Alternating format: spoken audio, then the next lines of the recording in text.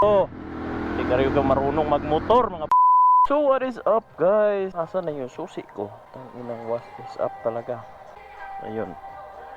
So again guys, what is up? Happy New Year po sa lahat. So kaninang umaga pumunta ako sa shop ng eFuse. So ipapakita ko lang mamaya kung paano ipinakabit ko ang full exhaust dito sa ating 450 SR, no? So ang ikinabit ko po ay ang full carbon na M1 Akrapovic. So again, mamahalin lang yan pero hindi po yan rigged. Okay. So sadly po napakatahimik niya. Kaya decide talaga ako na i-full exhaust na siya. So sapagkat ngayon umingay na siya compared talaga sa yung may catalytic pa. May resonator pa. So ngayon ito po yung sound niya po. Yeah. Oh, yan. Oh, ayan po siya. So mamaya guys, ipapakita ko sa inyo kung paano ko pinagawa kanina ang ating M1 na full exhaust. Hindi po siya titanium po, kundi stainless lang po.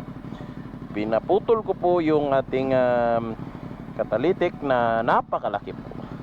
Hindi po ako na-shock po ako sa laki talaga niyan. At grabe talaga yung how much more guys pag SC project yung inilagay natin dito, no? Napaka talagang obnoxious o bulahaw na talaga ang ating motor. So hindi ko muna yun ikakabit kasi mag-o-observe muna ako nito. So ito guys, ginawa kong extra long po yung ating elbow kasi gusto kong more on peak power to. Hindi po torque. Ayoko po ng torque masyado kasi malakas na yung torque nito. 450 SR na to eh. So ayan guys, ayan yung tunog niya kapag umaandar na. Hindi talaga siya gaanong bulahaw kagaya nung SC project natin, pero ganun pa man, busy siya na malakas. Okay. So yun guys, pag-uusapan lang natin ngayon. This is January 2. And kamusta kayo guys? Kamusta kayo ng bagong taon? Nirangrang nyo ba yung mga motor nyo nung New Year? O kagaya ko rin kayo na conservative kapag nag-New Year, no? Hindi po talaga ako nagbubumba-bumba sa New Year sa mga motor ko ng sobra-sobra kasi ayoko masira ng motor sa walang dahilan, no? So ayun guys, ayun, nagka full exhaust na rin katulad ng GPR natin ang ating 450 SR. So random ko kaagad yung changes niya guys. Yung changes po niya is nawala yung torque talaga guys. Sabihin ko sa inyo kasi naging free flow po siya. So nawala yung back pressure niya na sa low RPM medyo torquey siya. Pero ang ganitong setup guys, lalong lalo na pag ipinataas ko yung tubo niya is pagdating sa high RPM niya guys, yung airflow niya is mas mabilis kasi hindi diretsong lalabas yung hangin, no? So meron siyang back pressure siya, pero hindi po siya katulad ng back pressure ng ating ibang setup ng exhaust kasi long tube po siya. At doon katulad ng may resonator na napakapigil. So lalabas talaga yung totoong power niya sa high RPM, no? So next week guys, pupunta ako ng Bukidnon. So iti-test natin to. Okay? Kukunin ko yung 200 plus na top speed niya. Hopefully 210 yung target ko. Okay guys, so yung video ko na lang ng pagkabit ko ang ipapakita ko ngayon sa inyo. Okay? What is up guys? Yan na talaga. Sa wakas no, magkaka full exhaust na rin yung SR natin. So andito pa rin ako sa eFuse. Dito pa rin sa may Gusa, no? Gusa Highway, sa may bandang after ng overpass lamang at saka Pride Rock. So ayan guys, after ng New Year, pinalagpas ko muna yung New Year kasi baka matintal ako doon sa mag New Year na rev bomb, no? So ayokong magkaroon ng ganyan. So ayan guys, cut delete, tapos straight pipe all the way. Tapos gamit natin pa rin yung ating bagong full carbon na Akrapovic. At ito po yung resonator po niya na tinanggal po natin. Ayan, as you can see guys, napaka kapal no ng kanyang mga screen sa loob. Kaya ayan. So yan, wini-welding na niya yung final touches para mag seating na siya. Mag-seating na sa kanyang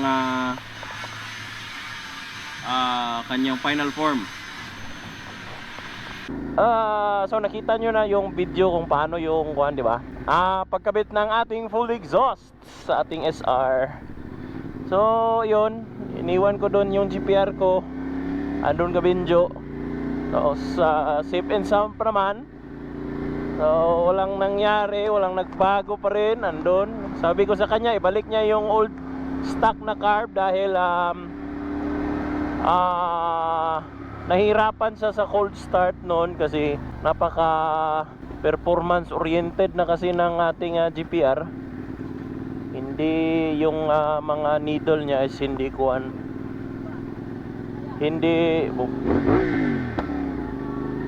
hindi na siya pang daily use kasi no. So nahirapan siya yun, lalo na sa cold start. Pero ang sabi niya, ayaw niya daw kasi mawawala daw yung pops and bangs. Yung pumuputok-putok pag nasa high rev no. Kasi napaka-rich kasi noon eh. Tapos yun, ang sarap pakinggan talaga pag pumuputok. Ito guys, sa ibang banda naman no. Ang ating SR po ay nagbubuga na po ng kalayo o apoy dahil na reso delete na natin tsaka naka full exhaust na. So yun, gaganda niyang performance nito, lalong na sa duluhan o yung horsepower, pero yung torque parang bumaba. Pero okay na rin, kaso nga lang ewan ko talaga guys, ito na yung issue. Huwag kang dyan, tangina ka. So ang issue nito guys is ang ating fuel consumption. Dahil less restriction is yun, at the cost of fuel consumption talaga yan guys. Ganyan talaga ang buhay. Walang lalakas din ang higop ng gasolina. So lagi nyo tatandaan yan guys, hindi po yan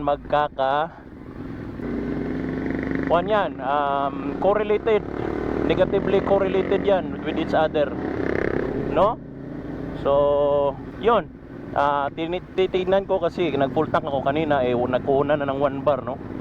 Kung saan lang naman ako pumunta lang naman ako ng shop, tapos doon sa Gusa, dayon dito din, dayon sa barko o sa opisina at saka sa bar. Tapos yun, ito papauwi na. Ayun, nakuna na ng 1 bar. So anong mangyayari dito? Dami itong mga tangina to. Itong mga tangina to, palagi na talaga nagcha-challenge. Nag-challenge na talaga ako. Matanga. Hindi ka rin marunong magmotor, mga leche. Kasi talaga, ito talaga yung downside guys pag nagdidili ka ng big bike no. Palagi talagang may mga tao talagang mga gusto talagang sumubok sa inyo. Pero guys take note ko talaga sa inyo guys, pag nagkaroon kayo ng mga ganitong bike tapos palati kayong sina-challenge guys, make sure lang po guys no, make sure lang po guys na nasa laro nyo sila, hindi po kayo ang pupunta sa kanilang laro. Dahil pag maraming traffic guys, hindi ako papatol talaga sa mga ganun, lalong na sa traffic. Hindi talaga ako magkakamuti sa traffic kasi alam ko big bike, malaki, masasagi ko kung ano-ano pa dyan. Tapos tendency niyan is hindi ko sila madaling maiiwan kasi traffic wala kang magagawa sa traffic. Kahit big bike ka, tatalunin ka talaga ng scooter kung traffic, di ba? Ang liliit niyan Pero ngayon, hindi naman to gaano. Tapos isa pa guys, hindi ako nakainom no. So ang one ko, ang reflex ko at saka senses ko ay 100%, no? So yan guys, isa yang na major tip ko talaga sa inyo guys, lalong lalo na sa mga mayroong ganitong mga klaseng motor, no? Kasi wala marami talagang mga ganyan, no? Ano, Raider, wala yan. Iwan ko talaga yan sa ere, parati talaga sina-challenge ng Raider tong motor na to. So, di ba guys? So, yun lang guys. Maraming salamat and Happy New Year again and bye-bye.